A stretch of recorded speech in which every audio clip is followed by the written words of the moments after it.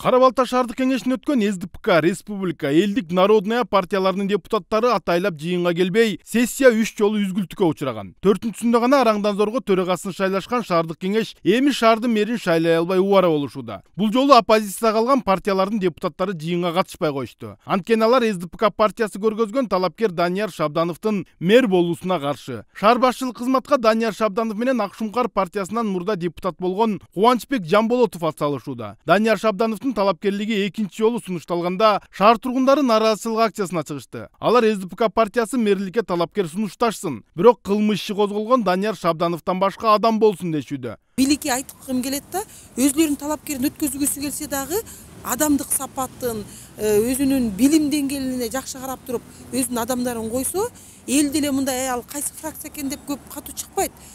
Чыныгы вот адамдык сапатын, мурунку тажрыйба жагынан карап, эми ушул киши бизди башкармак беле деп баягы катуу туруп аткандар ошондон чыгат да, ошон үчүн кичине мындай бизден эле бала өтсүн дебестен, ошо өзүнүн резервтерине айылдагы, шаарлардагы мыкты балдарды резервке киргизсе аябай жакшы болот эле да.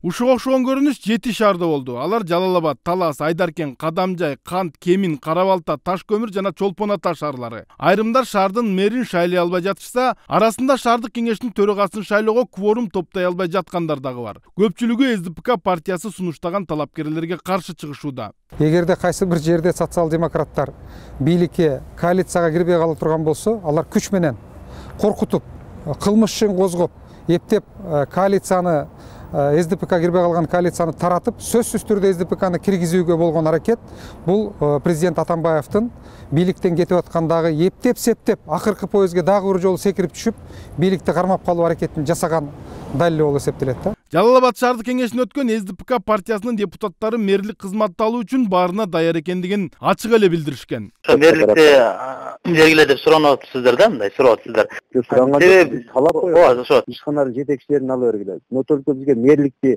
биздин адамга бергиле. Жардамчылары дагы ушул сиздерден, СДПКдан, Хотя бы бирөөсүн деп атабыз. Бир орун басары менен мэрди, анан бир орун басарын бизге бергиле. Мыйзам боюнча 2 жолу мэрди шайлай албай калышса, шаардык кеңеш тарап кайра шайлоо дайындалат. Кичинекей шаарчага шайлоо өткөрүш үчүн казынадан чоң суммадагы акча чыгымдалары анык. Ар бир ошондой шайлоо айылда эле 500 000, бул эң кичинекей айыл өкмөттөрдөн кетет. Чоңурактары болсо 700 000, шаарларда 1 миллиондон да ашып кетет. Ошондо элестеткиле, бая күнү эле айтып атышты, 36га жакын муниципалитет шайлай албай калып, кайра жаңы шайлоого баратат деп. Шаардык кеңеш чогулуп, жыйын өткөрүп, төраганы жана мэрди шайлап, шаардын бюджетин бекитип бериш керек. Өз кишисин өткөрөм деген бийликтин партиясы мынтип шаардык администрациялардын ишин токтотуп отурат.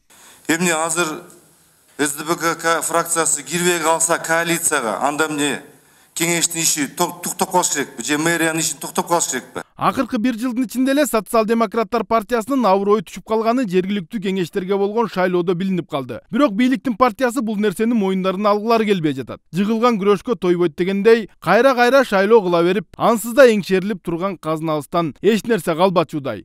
Болот Абдыжапаров, Ринат Элиманов, Сентябрь.